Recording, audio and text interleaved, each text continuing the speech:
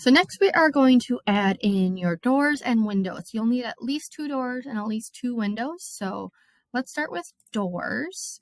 Right now there's only this single flush loaded in here, which would probably work fine for a shed door. If you want to do a different design or type of door, we can go to load family. And we're going to have to go to our Imperial folder and find doors. So in here, like there's some, like these ones probably aren't the best, but if we go into residential, it labels them as exterior, garage doors, interiors. If you want an exterior door, probably don't need a double door with glass. It might be a little too fancy for a shed. So single, we'll just do this one with a glass.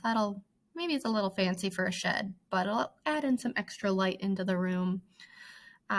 We'll go with that one. So I'm going to click open. We need our door to be 3 foot by 8 foot. That just allows like lawnmowers and stuff to be able to come in and out easier. So I'm going to choose that one and hit OK. And now there is that door. So I'm going to go back to my level 1 and I have my door selected.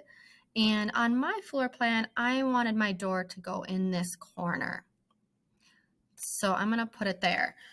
With the door, because you want to make sure you know which way it's swinging, that like swinging this way probably wouldn't be ideal because it's cutting off the room. So these little arrows here, you can decide, do you want it to open to the outside? Do you want it to open to the inside? You can play with those arrows a little bit with your door and getting it positioned where you want. So now I need to add another door into this other room. I'm going to use that basic single flush. And I know that 36 by 96 is the 3 foot by 8 foot. So I'm going to, that one's a little shorter, but that should work for inside. Where did you go? There we go. So then for this one, I think I wanted to go in this corner where I had my floor plan. And we'll have it open into that room. I obviously don't want it to cut off. That makes it kind of awkward, so we'll flip it.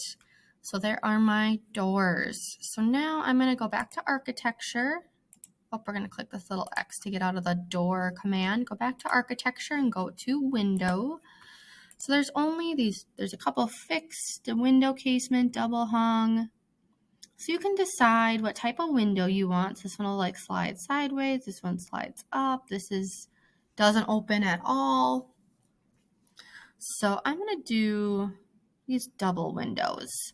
And maybe you don't really know what size you want. So what might be a good idea is to go to your 3D and you can click on it and see like, ooh, that does look really big, or maybe that looks really small, to kind of help you figure out what size. Like that's a giant window for a shed. You're losing a lot of wall space that you probably want for storage. So it'll help you visualize what you want. And if you don't like any of these windows, you can go to load family.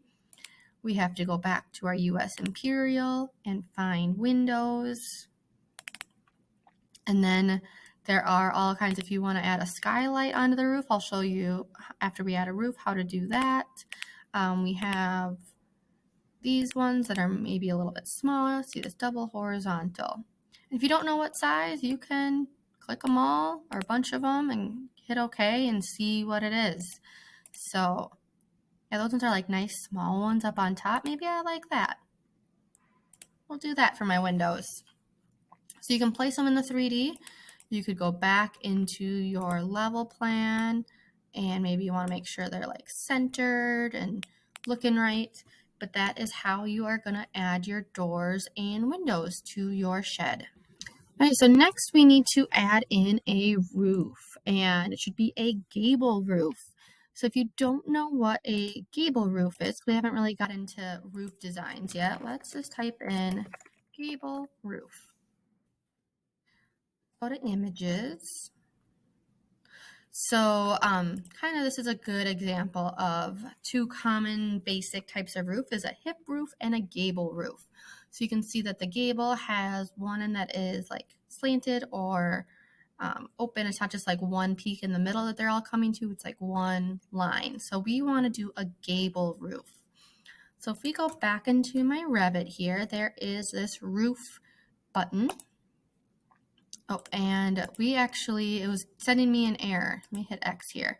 So if I'm on my level 1 and I click roof, it says you've created the roof on the lowest level. Do you want to move it to a different level? So kind of explaining a little bit about that. If we go to my east view, you can see that my walls go up to level 2. So my roof, the bottom of my roof is going to start on level 2, that next level. If I built it up on level 3, it'd be like openness here. But if it had 2 stories, it would go on level 3. But yeah, we want to build our roof on level 2. So you can either, in that little window that popped up, choose level 2 or open up level 2 and make our roof here. So just like with the floor, you can do the roof by clicking the walls or by drawing out the shape. I find clicking the walls a little bit easier for the roof because you can change some different settings. So I'm going to click all of my walls, and you can see that the roof is going to the inside right now. So let's flip it to the outside, and there are these little icons. So I'm going to turn, these are, we're saying define slope. So if I left it like this, let's just do green check mark and let's look at the 3D. So you can see that is a hip roof. So we need to turn off that define slope on 2 of the sides. So I can go back into my level 2 and I double click. So what I did there, it looks like this weird shape because that's our roof on there. I get it so it's blue and I double click on it, it lets me open it up. So I'm going to click on this purple line and uncheck this define slope. So now that little icon went away, and I'm going to do it on the opposite side as well.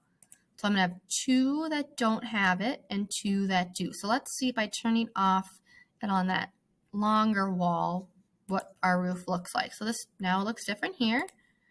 And there's that. So that's the right style of a hip roof. And if you wanted the slope to go the other way, you would just flip which ones have that check mark. But our walls are not going up to our roof. And you could try and drag it, but that looks super funky. So to connect our wall to our roof, you're going to click on the wall. And then there's this attach top to base. So I'm going to click that button and now click on my roof. And it filled it in. And now I'm going to rotate around. So I'm going to hold the shift key and the right click and rotate and hold down the wheel and move around. So now I can click on this wall and attach the top to there. And there we go. So right now that roof line is like ends perfectly on the outside of that wall, which water flow and stuff is just going to flow right down the outside. So we might want a little bit of an overhang on it. So I'm going to go back to my roof and open it up.